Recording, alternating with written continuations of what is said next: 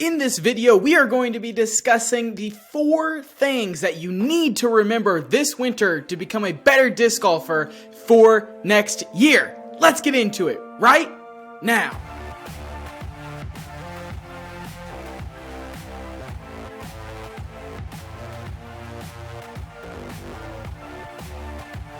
If you're still listening to this podcast episode, you want to become a better disc golfer, and this is going to help you do so. As winter is quickly approaching, we are going to be giving you our top tips for how you can become a better disc golfer this winter, so next year you can come out even better, dominating your friends, winning tournaments, and having more fun. I've got 4 tips for you guys on this show. Let's talk about these winter tips. The winter sucks, man. I'll tell you what, I hate the winter. I am not a big winter guy, but I don't like it when it's 100 degrees, and there's not a whole lot of compromise out here in Kansas. And if you love disc golf, you gotta still get out there regardless of what the temperature is. So I've got 4 tips that are going to help you this winter improve your disc golf game. And I think these tips really helped me become a better disc golfer this year. Some things and highlights that I've noticed was last year, I went into the winter probably playing, honestly, 850-ish rated disc golf, and now I feel as though I'm playing 925 or higher rated disc golf, and that's a pretty big jump, and I know I can continue to improve from there. So I'm going to share with you the things that I did that made me better and how I went from not really competing in rec to getting podiums and intermediate, and hopefully next year I can go from getting podiums and intermediate to winning intermediate and then starting to be competitive in advance. So let's start off with the number 1 tip. You have to know and understand what your goals are. What are your goals? Think about that right now. I'm going to give you a couple of seconds. What are your goals in disc golf? Are your goals in disc golf to just play and have fun, and who cares if I get better? I'm just out with the boys having a good time? Is your goals to become the next Paul McBeth, Eagle McMahon, Calvin Heimberg, get on the pro tour? Or are your goals maybe more like mine, and you want to be a better disc golfer so you have more fun out on the course, and you want to be competitive at tournaments? So you have to understand what your goals are, understand what your capabilities are. You can't expect to go on the pro tour if you can only practice 1 day a week. You have to be realistic with your life, with your time, and with your goals. And I think something that's super important is you need to write those goals down. If you're not writing your goals down, and if you're not sticking to them, then it's not even worth doing. So I want you to go to a trusted friend, tell them your disc golf goals, and I want them to hold you accountable. So that way you're able to do that. I know Trent and I are going to be doing that this offseason as well. So make sure you find somebody who you can hold accountable goals with. Maybe it's just yourself, and you got to put it on a phone reminder every morning when you wake up. Hey, get out and putt today. Whatever you got to do, understand your goals. So a goal of mine is I want to continue to become a better putter. I want to have confidence no matter how my game is playing, as well as another goal of mine is that I want to not be as mentally flawed as I was this year. I want to be in pressure situations and not thinking about the score every single second. I want to be able to separate myself and be able to apply pressure to other people and be able to thrive in those pressure-filled situations. So those are 2 goals of mine. How I'm going to do those?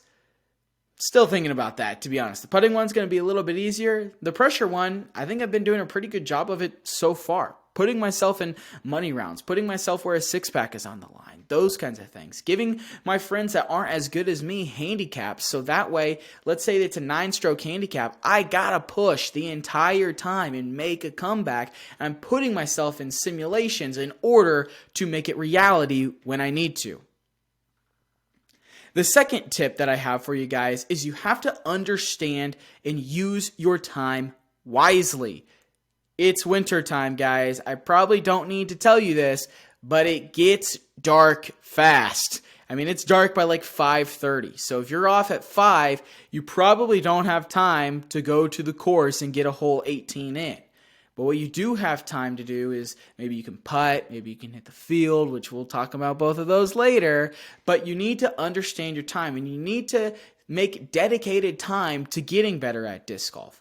Whether that's watching tape and watching Jomez and listening to this podcast and watching our YouTube videos in order to improve your disc golf game and continue to soak up and learn knowledge, take notes. I think something really good, if you have the ability, is to take notes during these episodes so you can take them with you to the course. And hearing and writing them down and then reading yourself is only going to help you feel better about it in the first place and remember the advice even more. You need to dedicate time to go out and play a full 18.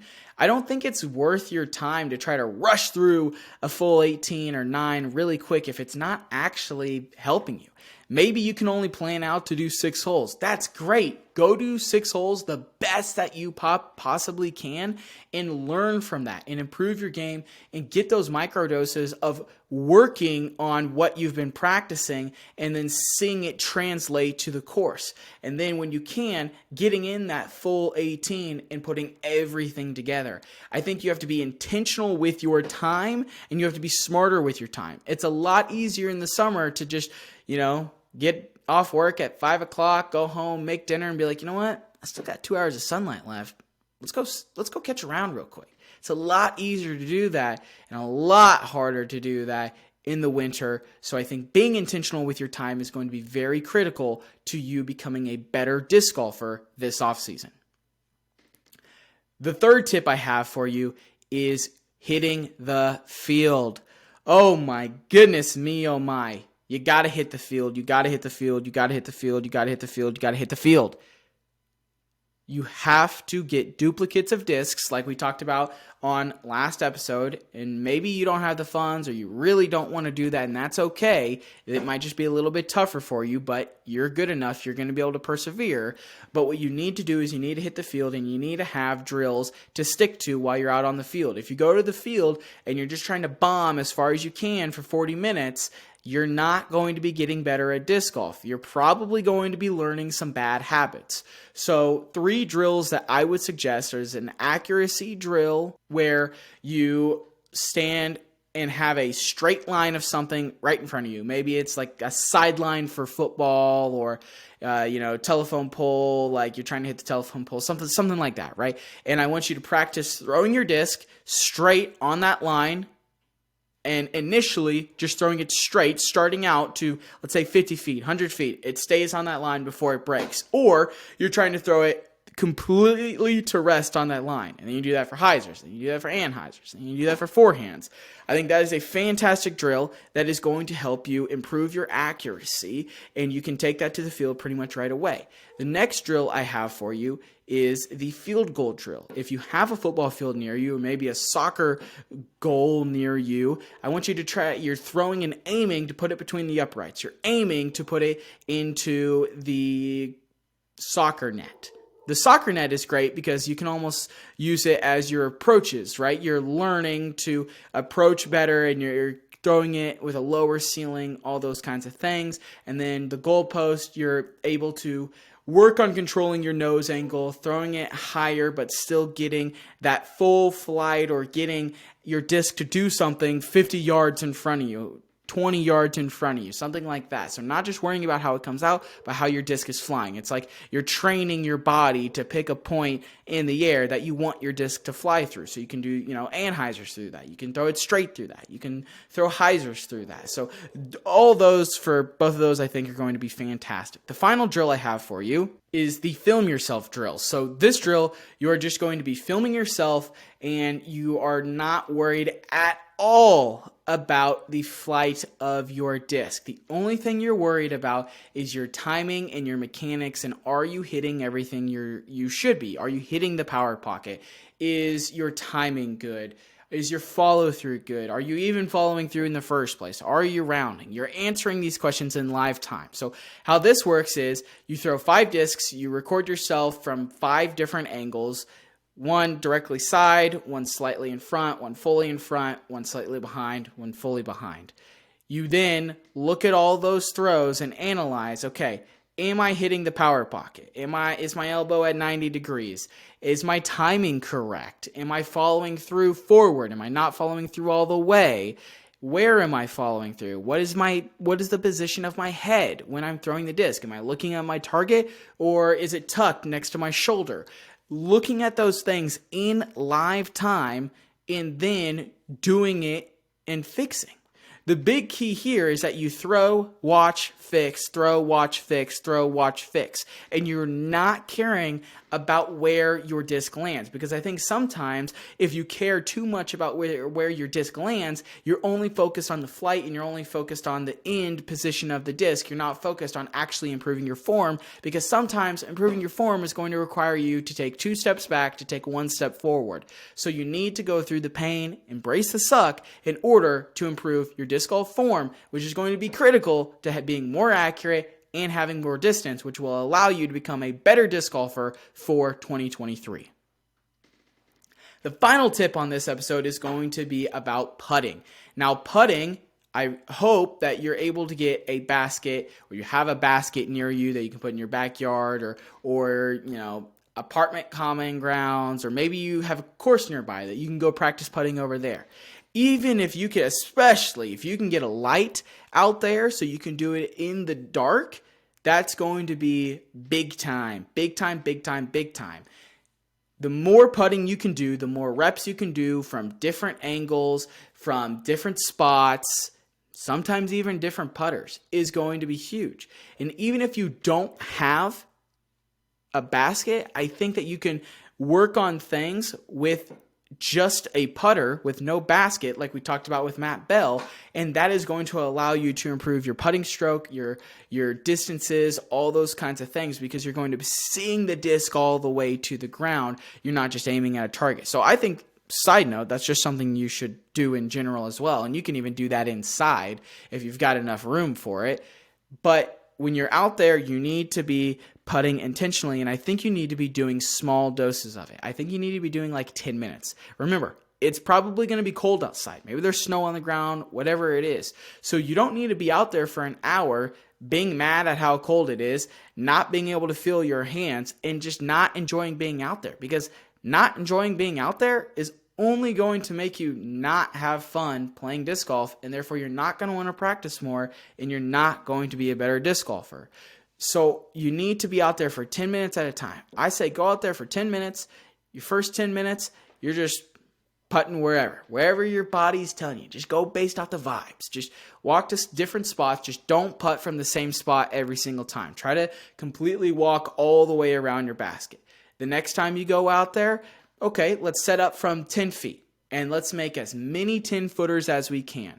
And just walk around your basket at 10 feet. Okay, then we can do 15 feet. Then we can do 20. Then we can do 25, 30. And I really don't think you need to be spending a lot of time on circle 2 here. I really think circle 1 is what you need to be dialing in. So that 30 is really about the max that I would be going there. And then you can do the third drill that you can do is you can do, okay, I made one from 10. I'll take a step back to 15. Okay, I made it. I'll take a step back to 20. Oh, I missed 20. Okay, now I'm back to 15. And you're trying to get all the way through 30 and seeing how long that takes you to do. And maybe you have multiple putters and you make it even more challenging. You have to make 2 from 30 in order to be done. So I think that is going to be something that helps you, and it helps your pressure building and being able to putt in key situations. As well as, if it's cold out there and you're shaky, I just think that the more putting you can do is going to help you in the long run, because putting is probably one of the hardest aspects of this game and one of the most mental aspects of this game. So if you can turn putting into something that is automatic, that's going to be great. And I also think that the small doses of putting is going to be good for your disc golf game, because you're not putting for 40 minutes on every single hole. You're putting one time during a round on that hole. So if you're only out there for 10 minutes doing different scenarios every single time, keeping it fresh, not putting from the exact same spot every single time, you're going to be able to provide that freshness, provide that spark, and allow your putts to be as replicated to the course as possible. Because that is the key. When you're putting, you need to be as replicatable putts as you can on the course. Otherwise, it's not even worth your time. If you're just putting up as many putts as you can, No care about your form. No care about if they're going in or not. Just putting them out there. You're going to build bad habits, and I don't think you're going to see anything good translate to the course. You need to take every rep seriously like you're out there on the course. I would rather you get 10 course-like reps every day than 100 non-course reps every day. Simple as that. The final bonus tip I have for you guys is don't feel like you need to do something every day. Really, truly do not feel like you need to do something every day. It's the winter, for Pete's sake. It's going to be cold. There's going to be snow. I get it. Don't feel like you have to do something every single day. Don't make disc golf stressful. Don't make disc golf not fun. Don't burn yourself out. The off season is a great time to chill out, just listen to the podcast, learn some knowledge, and apply it as you can. Don't feel like you have to be out there literally every single day in order to get better. We all need breaks sometimes. Sometimes it's best to take a week, 2 weeks, don't even touch a disc, and see what happens to your disc golf game. You might find yourself surprised. Your body will go back to what it wants to do without your brain taking over, and you might find yourself a better disc golfer.